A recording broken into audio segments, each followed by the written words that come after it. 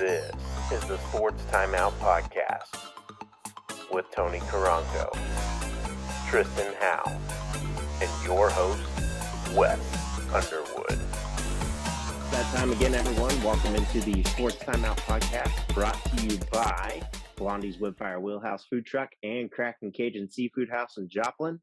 And, if you're in the mood for some fresh Cajun, head on over to Kraken Cajun Seafood House in Joplin, across from Moe's on Main Street. Wes Underwood, alongside Tony and Tristen, and welcome back in this, guys. And we're finally in the same building, at least. No weather this week. How's it feel? It feels pretty good. That's great. Yes, and I agree as well. And, we'll go ahead and get to it. And we talk NBA, and former Mizzou basketball player Michael Porter Jr.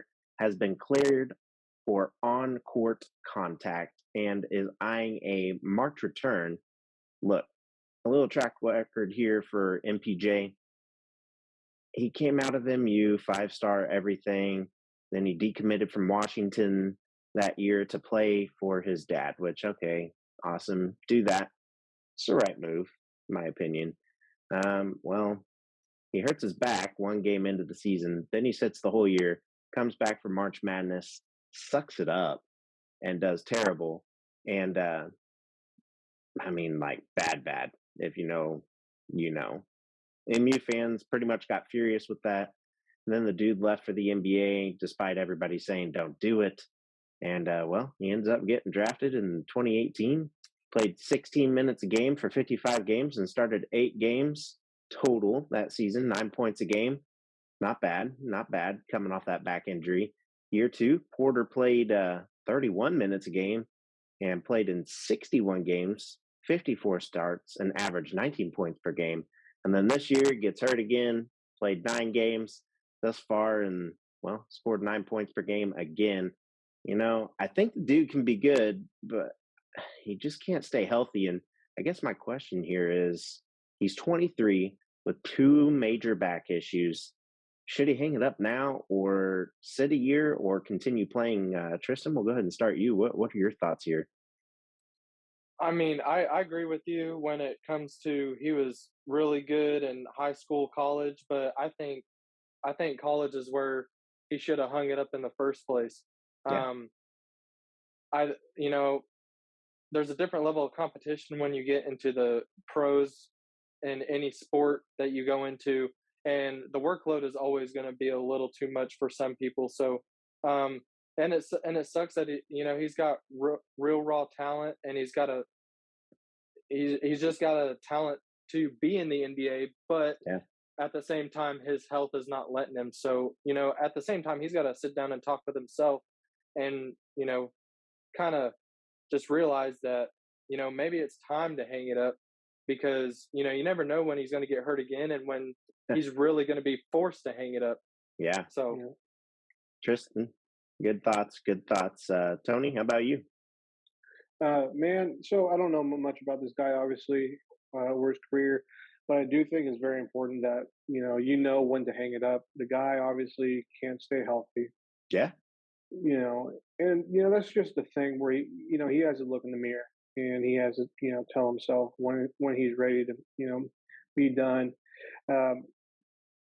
Absolutely. Be rehabbing. Obviously, he needs to spend way more time rehabbing than he does practicing or training. Yeah. What you and Tristen say is true, that the fact that the guy has a lot of raw talent. Yeah. Maybe he needs to spend more time in the training room, the massage parlor, doing extra stuff, to let him be on the court, but get flexible. I understand that. Yeah. He has to do a whole lot of extra stuff in order for him to perform well, and then, you have to stay healthy. Obviously, you're not going to perform well. Yeah, no doubt about that. Next in the NBA, we talked James Harden and Joel Embiid and their official debut together. And wow, in fact, Embiid says they're now unstoppable. What are your guys' thought on this? Tristen, we'll start you here. Tony, again after Tristen. Again, I think it's a little too early to call it that. Hey, 3-game win streak, 4-game win streak, whatever. Yeah, I mean, do they have the potential to be one of the best teams in the NBA just based off of those two guys? Yes. Okay. It is. I mean, playoffs are still right around the corner, pretty much Yes. after the All-Star break. So really, it all just comes down to whether or not they can actually go deep into the playoffs and not choke when it comes to the what MMA people would call the championship rounds. Yeah. So if they can't win in Game 5, Game 6, and Game 7, then it's one of those what could have been kind of seasons. So I mean, hopefully they can bring home a championship, but at the same time, there's always kind of that cloud with the 76ers on whether or not they're going to finish the season out strong or not. I mean, that could be why Ben Simmons left. I mean, we'll see how he does where he goes, but so far, Harden proven everybody right that wanted that trade to happen. And Right. Tony, your thoughts? So I kind of agree with Tristen here, where it is a little soon. There's that honeymoon stage. Yeah. They're relatively healthy. So when they start, like Tristen said, they start hitting those championship rounds whenever they need to step it up a little bit more. We're going to see. I think right now is a little bit too early still for them to say that they're unstoppable. It doesn't bother me either way if they are or not. Okay. But it's still a little bit early in my opinion. Yeah, very true. I agree wholeheartedly with that. Early, I mean, 3 games is definitely early. Well, we'll talk about more of this probably about, let's say, 10 games in. We'll come back and rediscuss this and talk about it. Yeah, well, and they need a little bit of controversy to really test them, to test that partnership. Even if it's, if you have, struggles in your own relationship at home, you need some controversy to know how hard and how strong your relationship is, and I think they need that. Well spoken. Going into the relationship, that should earn you some points with your wife here. So, but now we go ahead and head into Major League Soccer, and well, fellas, this week the season has begun. It started on Sunday. My team, Sporting Kansas City, they lost 3-1 against Atlanta United FC, and Sporting finished 3rd overall in 2020 and 4th overall in 2021. It's a short but long season, and I really like the direction of the team. My questions for you guys actually here are: 1, are you guys excited for the MLS season? And number 2, if so, who's your team? Tony, we'll go ahead and start you. I mean, Sporting Kansas City is what you've talked about, so they your team? Yeah, dude. I mean, I don't know much more about the other teams. They're the local teams. I'm gonna support them, which is contradictory to what I usually do because I don't like the Chiefs. But I do support Sporting KC. I've been to some games. They're fun. They're a good time. But they did suffer a late injury, and one of their better players, I don't know his first name, but his last name is Pulido. He's probably one of the better players who was on the team. Suffered a pretty big injury, but hopefully he can come back soon and be 100%. Tristen? That's right. I started you off on mute because you were putting a thumbs up here. I mean, what are you thumbs up? And you agree with Tony here? I didn't hit anything, but okay. All right. I'm not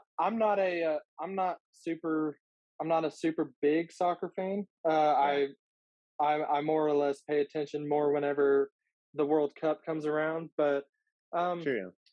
I'll stick with you guys with Sporting KC. Home state team, and I hope they do well. But again, I don't know much about Major League Soccer, but did it get some sense? I think you'd like. Hey, let's go check them out this weekend. They're back home. Let's go check them out this weekend. Need some money. Mercy Park. My birthday is this weekend. All right. Everything's on Tristen this weekend. You heard it here, fellas. And yes, sir. On to the MLB we go, and what should be a glorious time of year, and yet again another tragedy for the second time in 3 years. COVID was the other reason, but spring training is now gone. That can be erased off your calendars. as of Tuesday after talks went well into the morning on Monday, and the deadline was then extended. Hopes looked okay at that point. I mean, we're all going to bed. All right, maybe something's going to get done. No, it didn't. And, well, bam. The first two series, we woke up to the first two series of the season will now not be happening at all. And with that being said, no progress has been made. And, well, as a baseball fan, things we should be doing right now is for sure being angry because we've invested. People that bought season tickets, take that full refund if you can. Hurt them where it hurts in the pocket, and don't invest in any vouchers or anything. If I'm you, I mean, this angers me as a fan of the game, and they need to know. So, and you know what? Everyone, even the players, have the right to be angry here. Owners do not have the right to be angry. The fans, because the season's been delayed, and the players because they can't just get basic stuff done. Tony, I know you have thoughts on this. You know, go ahead and say them right now. Go ahead and say them right now. I know your take a little bit. Yeah, I know it's a little controversial, and it's really, it comes from a place that I don't really care for baseball. I like sports. I like them competing. Don't get me wrong. I'm just not a huge baseball fan. Yeah. But in my opinion, I think there's way too much baseball. And what I mean by that is that they have the single A, triple A. I mean, single A, double A, triple A, and there's another one, right? Like right before they get into the major league. I mean, there's a few. College for sure. That's the other one. And then they have all the AAU teams before college and whatnot to get your kids ready for college. And if they pursue all those, and they do well. But do what? I'm not even talking about then. Like the college, like AAU, high school, like everything, little league. That's fine. I'm talking about when it comes to pros. People that are underneath the MLB getting paid, and I know they're underpaid, and I know they're not in the best conditions, but they need to, I guess be more strict, vet them better, and only allow the cream of the crop to really be allowed the opportunity to play. So basically, everybody has to be an Ichiro Suzuki, a Mike Trout. Oh goodness, Aaron Judge. Yeah, Aaron Judge, Jackie Robinson, guys who can pretty much go every day without Kenny complaining. Powers. Yeah. I just no, like I'm not saying like they have to be like future Hall of Famers, all of them. But I'm just saying that there's way too much baseball, and I think that they could treat the AAA guys a little bit better. I don't think it should. If everybody could be a Cal Ripken Jr., I'd be okay with that. Play every day, be the Iron Man, get through it all. I'd be okay with that instead of these wimps. We've grown a bunch of wimps in baseball. I love baseball. I love watching it. Teams have their players, but there's a few guys that are just like, I'm not playing today. Take me out on Sunday. It's a night game. Can't see the ball that well. Take me out now. Stuff like that. That bothers me. I think there should be a rule. Yeah. If you sign a contract, you should play when they want you to play, not your terms. I agree. Yeah, no, I mean, you're at that time, you're contracted by the MLB. You play whenever the MLB tells you to play. Otherwise, it's basically you're quitting, or leave of absence. Yeah. Right. Tristen, thoughts? I know you're pretty fired up about this. I'm fired up because it just shows the irresponsibility of team owners and the just big rigs of these organizations. I mean, I'm upset I can't see my Yankees play, even though I watch like 2.5 games a year. But at the same time, because they make it hard to watch. They make it hard to watch. I mean, you can't even watch a game in the area without it being blacked out. You have to be like 100-something miles away to be able to watch it. Exactly. It's terrible. Either that or you got to get the Yes Network. I think is where Yankees. New York. Oh is. Yeah. But I think there's a big irresponsibility behind closed doors when it comes to these organizations not paying these players. And with the younger players, like Tony was saying, I mean, whether or not they've got the talent or not, I mean, these players need a reason to want to stay and want to play. And yes.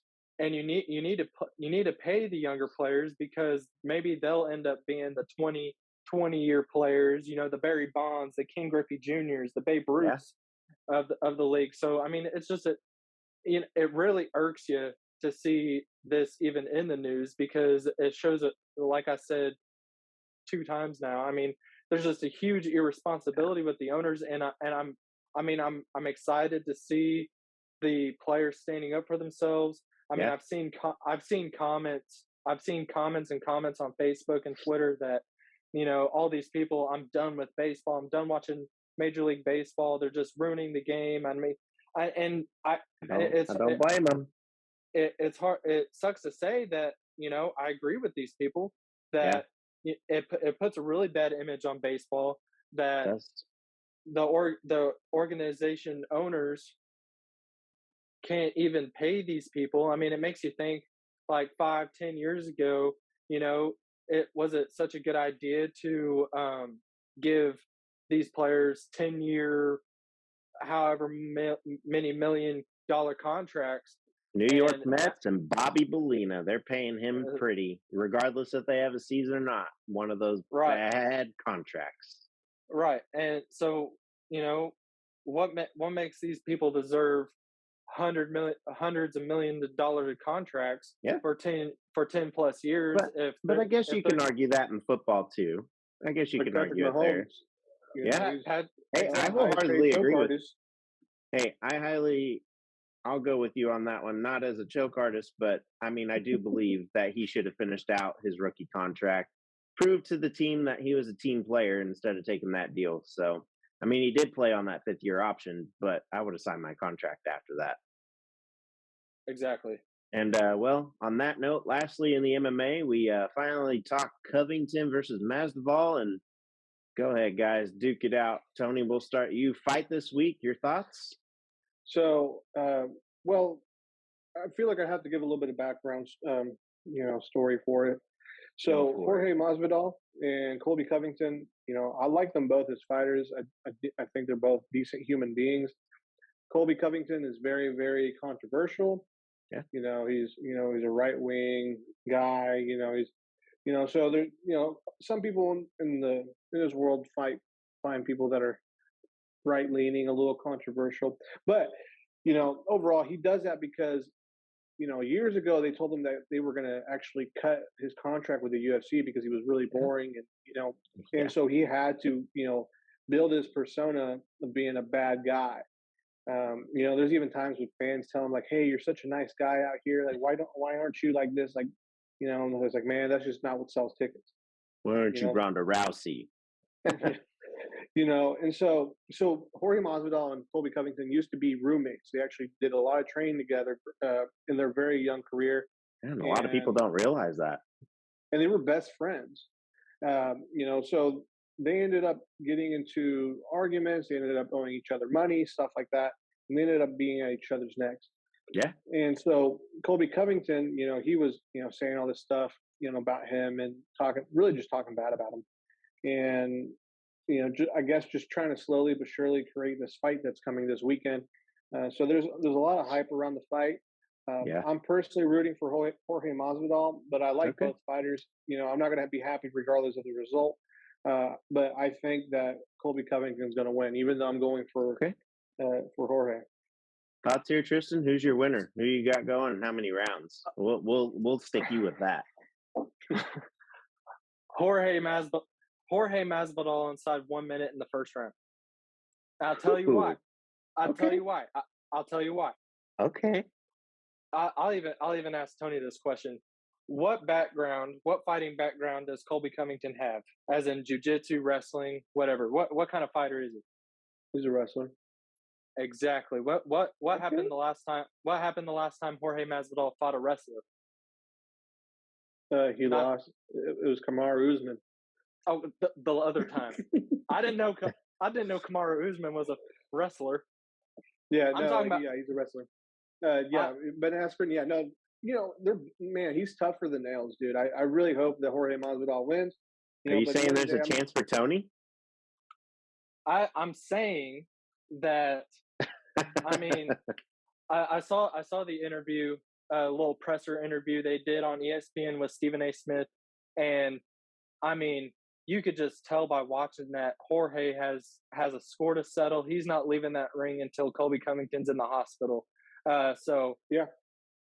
I mean, this is going to be a great fight. I mean, I'm excited.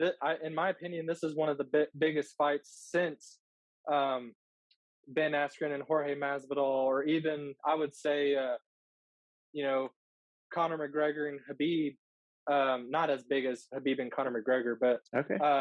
It's up McGregor's there. overrated. McGregor's overrated. I think, in my professional opinion, Jorge Masvidal, I think is going to catch Colby with some shots. But I mean, dude, Colby has a chin on him. He does have a chin, but he's also he's soft. He's soft up in here. So a couple good punches, he's going to swell up. If it doesn't end by knockout or submission, it's going to end by doctor stoppage. In my okay, my opinion. All right, okay. Real quick before we head off. So Kamaru Usman did just say today that if whoever wins between the fight, he will fight next. So his last like 3 or 4 fights has been these guys. They're in his weight. In that weight class, those are the best fighters. Kamaru Usman, Jorge Masvidal, Colby Covington. Those guys. Those are the guys to beat. So he's fought Jorge Masvidal twice. Back to back, and then I think he just fought Covington not too long ago as well, and it was a very, very close fight. So he's fighting the winner of that, which is going to be a really good fight again. Awesome. I'm looking forward to it. Maybe we can all watch it together. And on that, we will now head into the local sports update brought to you by Jefferson's, and where they have something for everyone in the family. So go join Billy and his crew. And this weekend, don't forget, kids eat free on Fridays. Take advantage of that. I mean, that's a great deal. And not to mention some wings and stuff. So yeah. And we'll start with high school basketball. And only one left. Carl Junction girls says they're in the Class 5 district tournament. And on that note, we will now head to the 2-minute warning brought to you by Trackside Burger, now under new ownership. Go check them out today and get the streetcar number 60. And this week in the 2-minute warning, the Southern women's basketball team will be in Kansas City today. And it's going to be awesome because if they win, they will play in Saturday in the semis at noon. MIAA champs for the first time in Missouri Southern history for any team. So congratulations to them. They got the player of the year, or the freshman in Stokes. And then Coach Russell, coach of the year, first time for Missouri Southern as well. Very well deserved for that team. And if Southern wins, they will again play in the semis at noon. And then tomorrow, the 6 seed MSSU men's basketball team will take on number 3 Fort Hays State in the day 2 of the quarterfinals. And the winner of that will head to the semis on Saturday at 8:15 p.m. And then baseball, Southern's baseball team will host the Northwest Missouri Bearcats in a 3-game homestand. And that will begin tomorrow, March 4th at 3 p.m. And then on Saturday, there will be game 2 at 1 p.m. And they wrap up the weekend on Sunday at 1 p.m. As for Pitt State, they will host Missouri Western tomorrow at 3 p.m. And on Saturday, they will play at 1 p.m.